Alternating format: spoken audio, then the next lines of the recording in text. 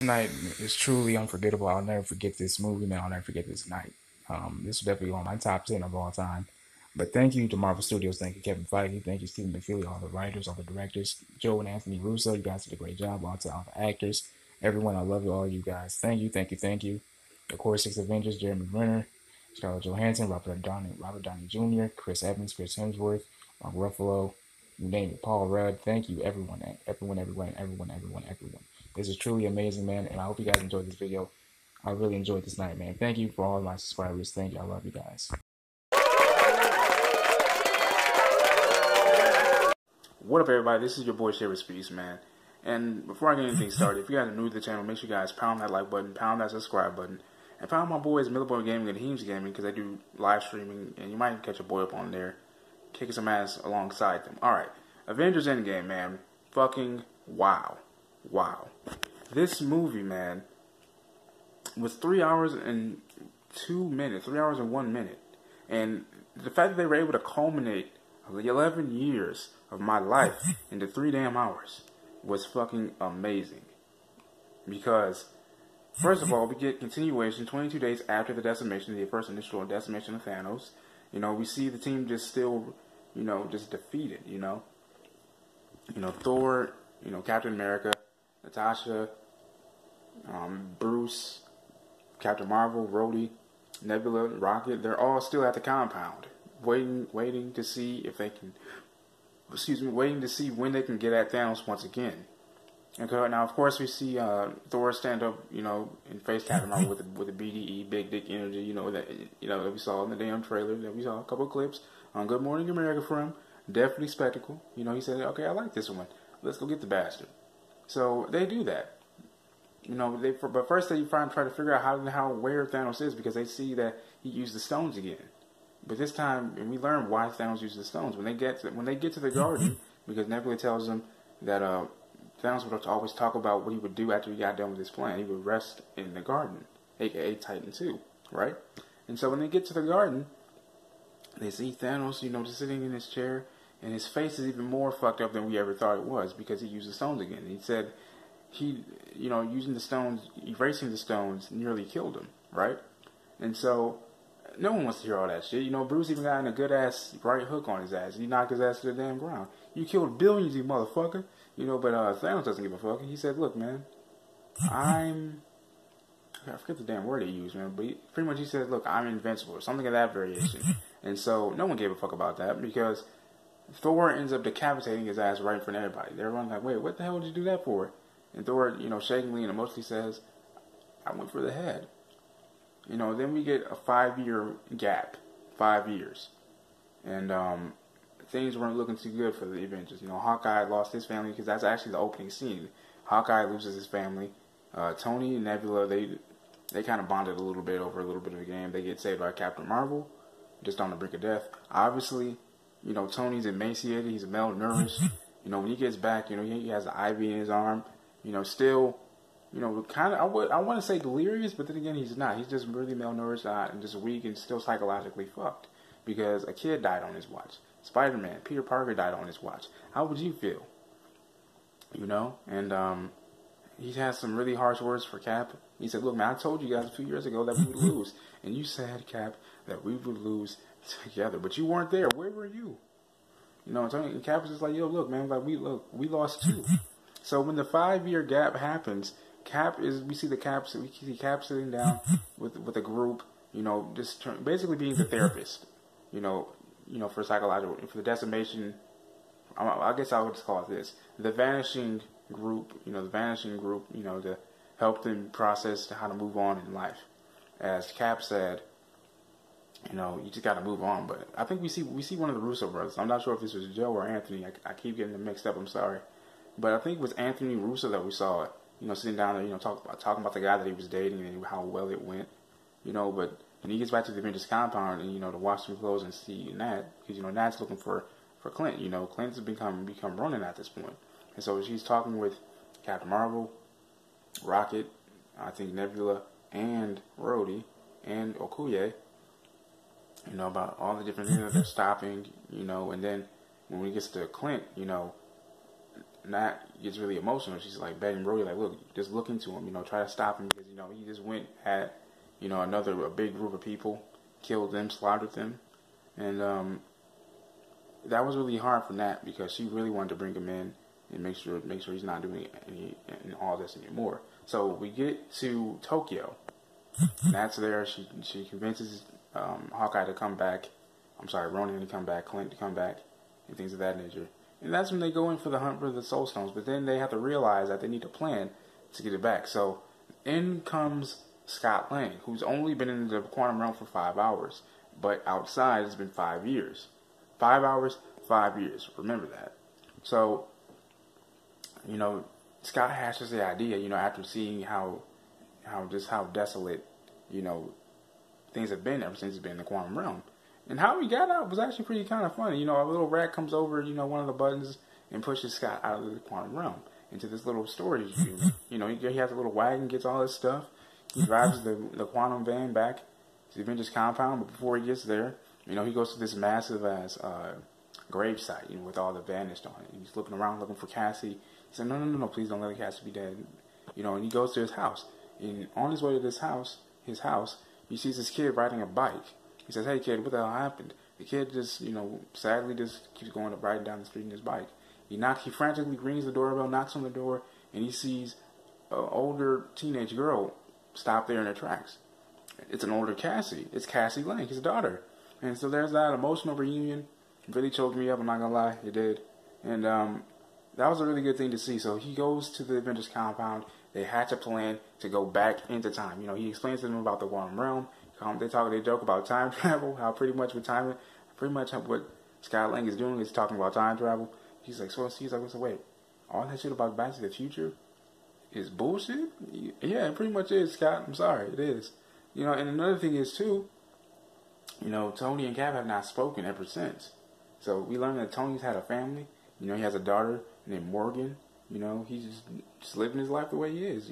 Out on the water, in the country, just living his life with Pepper, his wife. And so Tony was really reluctant against it, obviously, because he didn't want to get rid of the current life that he had. He was happy with his family. But he says as long as he's able to have his family still, he'll be okay. And with that being said, that's how I knew everything was going to be all right. So now that they have Tony on board, Scott Lang, now they just need Bruce. Bruce, who has perfected Professor Hulk now. He realized, he was like, look, they're having lunch. He just looked fucking. It was hilarious to see Mark Ruffalo as the Hulk, and it was a really cool, unique, and creative way to do that. I really enjoyed how they did that. He's like, look, man, for years I spent thinking like the Hulk was the problem, but really we learned, I learned that I needed him. We needed to just come together. So that's exactly what they did. They came together. He's a superstar now. Pretty much, taking selfies with kids. And that scene was really funny too because he literally. Ant-Man was taking the selfies, and he's like, hey, you guys want to take a picture with me? And the kids were like, no, I don't want to. I'm Ant-Man. He's like, no, I don't want to. And Hulk was like, come on, guys, take a picture with him. He's like, and Scott's like, no, I don't want to now. They don't want you. I don't want to force you to do it. So he keeps trying to nudge him. He's like, no. And Scott's like, what, just take the goddamn phone. Just take it. Just take it. So now, they start running test runs on how to time leap.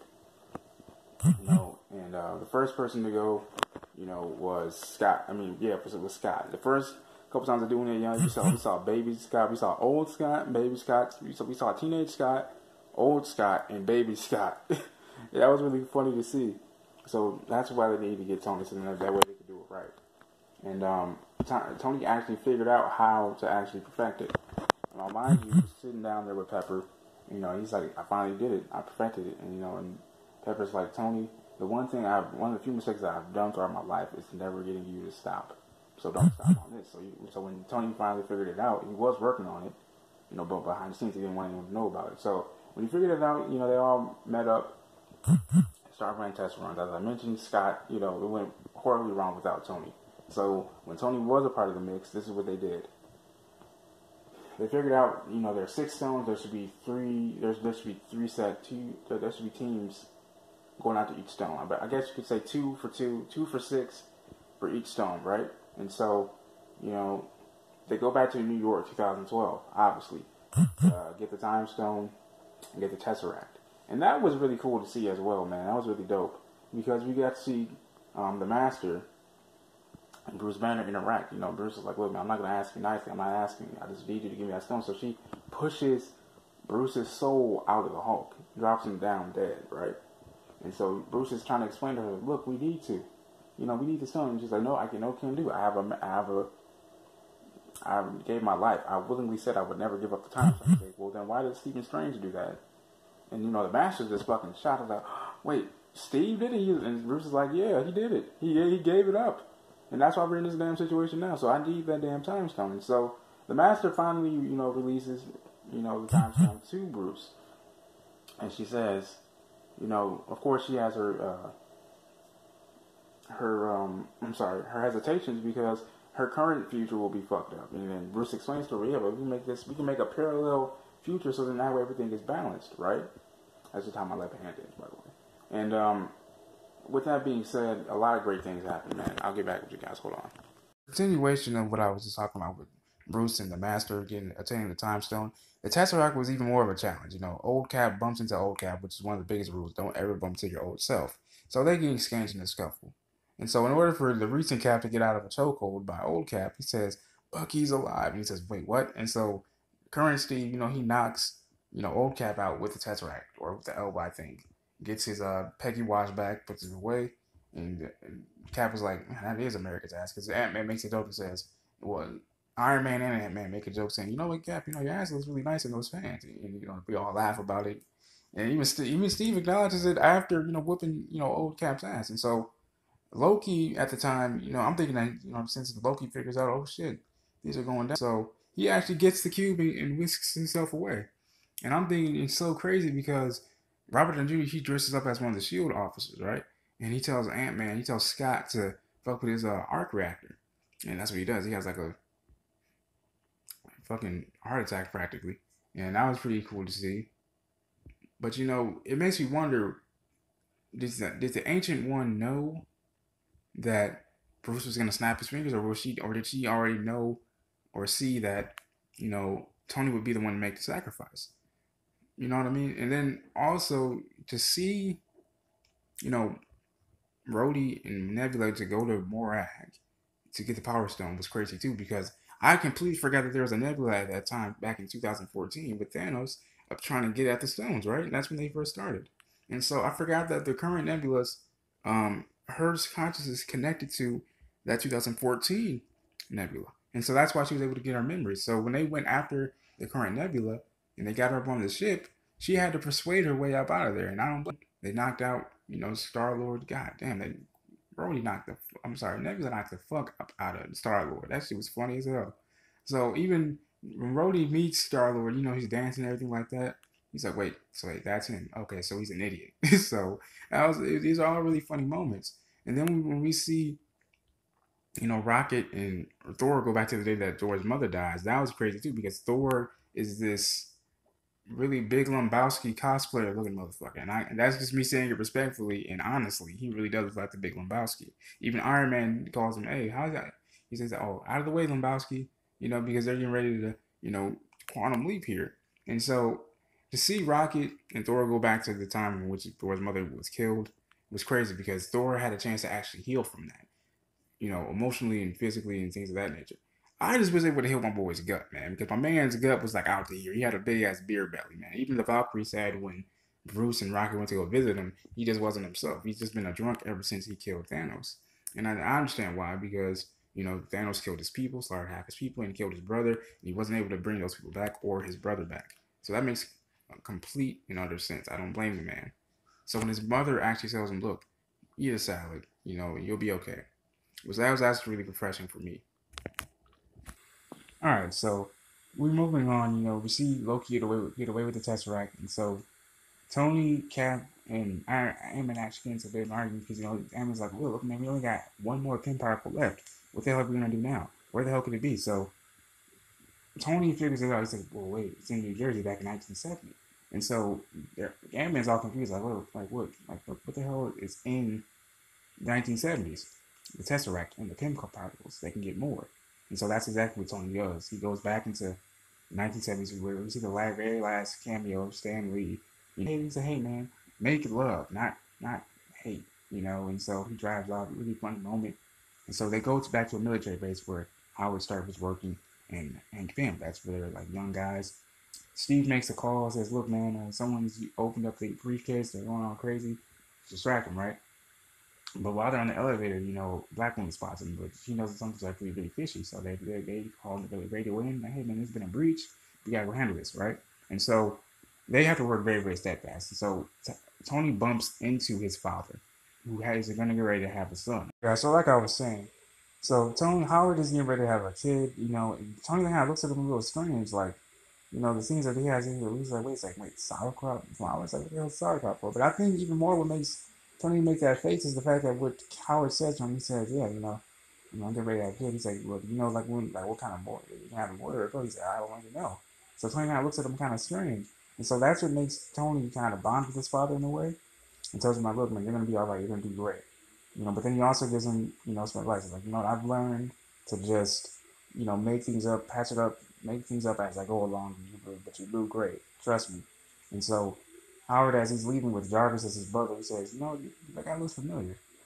Terrible mustache, though. And that was a really cool moment. And Tony gets to see his father, interact with him more. But then also we see Cap looking over in this window. He looks at Peggy Carter. And that's when I realized that Cap is going to, at the very end, Cap might just, be with Peggy. And he does just that, he does just that. Towards the end, at the very end, we see Steve, as he's being told to place the stones back exactly in their places and in times, Steve doesn't come back the way that he was. Buck says, look, man, you better come back to me, man. Come back to me. I'm going to miss you, bro. Or no. Bucky actually says, I'm going to miss you, man. And Steve says, it's all right, Dad. It's all right, Cal. I'll be right back. And so when Tony, I'm not talking about, so when Steve doesn't return at the right moment, everyone's getting worried. So that's when Bucky looks around and he sees an old man sitting on a bench with a shield next to him. And Bucky tells Sam to go talk to him. And then Sam looks at him and Cap's all over. He says, it looks like you live that life. He said, yeah, I took Tony's advice and decided to get a life. And he sees a wedding ring on. He's like, you want to talk to me, tell me about her? And Steve's like, no, I don't think I will. And so Steve actually passes the Captain America shield to Sam and says, this is yours now. See to put it on. See how it fits. And so with that being said, Sam's like, it feels like it's not mine. And Steve says, well, it's not anybody's. You have to make it your own. You have to make it unique. You have to make it mean something to you. Have to put meaning into it. And I think that was a really good way to send Captain America off. And yes, people, I know a lot of people were so pissed off that, they're retconning Peggy Carter, but she's so integral into Steve's story and arc. It's just, you can't leave her out. Come on. And so they have the big battle between Thanos, the Black Order, just as Bruce Banner is snapping his fingers, was crazy. It was bananas. Before I get to that, though, Hawkeye and Black Widow go to Vormir to get the Soul Stone. Now they fight. They literally fight each other to get the Soul Stone. So Hawkeye ends up getting the Soul Stone after Scarlett Johansson, because they're hanging off of a cliff in Vormir, and she kicks herself off the cliff and she dies, and that crushes Clint's soul, frankly. And he comes back with it. He's pissed off, obviously. And so when Bruce gets ready to snap his fingers, the Black Order punches into the Avengers compound, because Dark Nebula is what I'm going to call it. Evil Nebula, gives them the coordinates and sends them right into this current timeline. Of course, it obliterates the entire Avengers compound, right? Which I think is so fucked up. That was a bitch move. And so when that happens, all hell breaks loose. A big ass fight breaks out. Sam and Rocket, Rhodey and Rocket almost get crushed by debris, but the Hulk is there to lift it up and get them to safety. Hawkeye outruns some Outriders, fries them even. Gamora and the two Nebulas, they face off. The old Nebula says, he'll never let me go. And she tries to kill the current Nebula, but Gamora actually saves her life and kills her. They meet Peter Quill after he comes back, and that was a big moment because all three of them, Iron Man, Thor, Captain America, they go all head up with Thanos, man. And Thor wielding Mjolnir and Stormbreaker are kicking ass to Thanos. They're taking it to him. Because, Thanos thinks that he's just so indestructible. He thinks he's invincible, so he's not going to get touched, right? Nah, motherfucker. You thought you were going to pull that shit. So they start going in on it. Cap especially. Cap can wield Mjolnir now. After Thanos knocks them around a little bit, Cap picks up Mjolnir and just boom, hits him with a fucking uppercut, a Mjolnir uppercut, drops fucking Thanos, right? And Thor's sitting there against the rock like, I knew it. I knew Cap could build it. So that was so damn cool to see the real Steve Rogers. He's pulling out all his damn tricks and fighting, taking it to Thanos, bro. And I'm thinking he's getting ready to fucking kill Cap because he's came so fucking close. Like when Cap jumped on Thanos' back to choke him to help Thor separate his damn head, I'm thinking that Thanos was gonna go out the way and chop off Steve's head. That wasn't the case. He slices Cap's leg. I thought his leg was off for a second, the way Steve was. But Thanos was head on the ground. He was just hitting his damn shield, breaking it to fucking pieces. And I mean, Thanos was really swinging like he was like really fucking angry and frustrated. So the damn shield is literally no more. It's literally just like a little bit of piece on his damn form at this point. But he's still bringing it to him. And all of a sudden I'm thinking here they're all about the J, Captain America. This is the Chitauri, the Outriders, Thanos, and the Black Order. So all of a sudden, Doctor Strange, the Strange students coming out of nowhere. Everybody that was dead got resurrected except Black Widow, and Tony Stark, which is really fun. Well, Tony Stark was still alive at this point, but anyway, Black Widow wasn't resurrected, but everyone else was before in the previous movie was resurrected, and everybody started to get directed. It was beautiful. Pepper Potts comes in as rescue. Her and Tony fend off, some people. It was beautiful, man. It was truly beautiful. So when Thanos thinks Thanos got the gauntlet back so many times. I'm like, oh shit, no, no, no, no, no, no, no. I'm like, no, hell no, Steve. I'm like, Steve, come on, bro. You got this, bro. You got this. Don't give up, man. I'm thinking Steve's gonna get ready to get axed by Thanos, right? So when Thanos gets the gauntlet, because he meets up with Captain Marvel too. See, football plays it. Black Panther does too. Does a run play. Gets it. Spider-Man's back, getting it in. Everybody. And so when Thanos meets Captain Marvel, he headbutts Captain Marvel. That shit didn't do shit to her. But he uses the Power Stone and he whisks her away. But Tony tries to fight him. Right? And at one point, Thanos actually knocks Tony unconscious. And you can practice like, get off, boss. Get up, boss. And so when Thanos finally tries to snap his fingers, he starts to power up. Tries to snap. And now I'm really invincible. Because Thanos says, look, man, I'm going to get rid of all you motherfuckers on Earth. I'm going to get rid of Earth, period. So when that didn't happen, I'm like, oh shit, Iron Man did it. He's like, yeah, and I'm Iron Man. And he snaps his fingers. And he, unfortunately, he dies. Peter Parker saying, look, sorry, we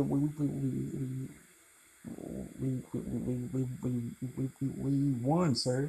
We won. I'm sorry, I just have to do that for the theatrics. But, and so he tells him cryingly, he says, look, man, we won. And, yeah, that was a really tough moment for me to see, man. I actually is the part that got me choked up. I'm not gonna lie, I cried when I saw that. And so for that to happen that was actually a really good call off, man. A really great callback too. And Tony says, Pepper tells Tony, look, Tony, you don't have to worry anymore. We'll be okay. We'll be okay. We'll be fine. You can rest now. And so during the funeral, everyone's there. Nick Fury is, Maria Hill. And who's that kid in the back? Who is that kid in the back by Maria Hill? Is that Marie Hill's and Nick Fury's son? Who is that kid? Or is that Tony's sibling? Like, who is that kid? I'm really curious. Who was that kid in the back? Had that little wavy cut, like kind of like Johnny Bravo a little bit, like something like that. Like, who is that kid? Like, is that like a distant relative or like a step relative that Tony didn't know about? Who is that kid? So I want questions to that. Who is that kid at Tony's funeral that we all saw and towards the back? So everyone was just paid their respects. His daughter Morgan said, Happy was sitting there with him. He's like, "Hey, you okay?" She was like, "Yeah." And, but before they were outside and everything like that, they looked at Tony's last message. He said, "Hey, I love you 3000." And it looks like Morgan was a little afraid of the hologram message, but he knew it was her father. And so on the brief that was casted to see, it says, "Here's proof that Tony Stark had a heart." It was like a little old arc reactor, I think. Yeah. And so that was a little bit of a comical bliss right there. But it was still magical and beautiful at the end of the day. And Pepper's like, I'm gonna buy you all. Your dad loves cheeseburgers too. I'm gonna buy you all the cheeseburgers you want. And and that lets me know that this phase 3 really ended, man. And phase 4 is actually starting to be in. Because Peter goes back to school, but he's still shaken by the fact that his mentor is gone. So and I'm sure we're gonna pick up later on after the events of Endgame to see how that all goes down.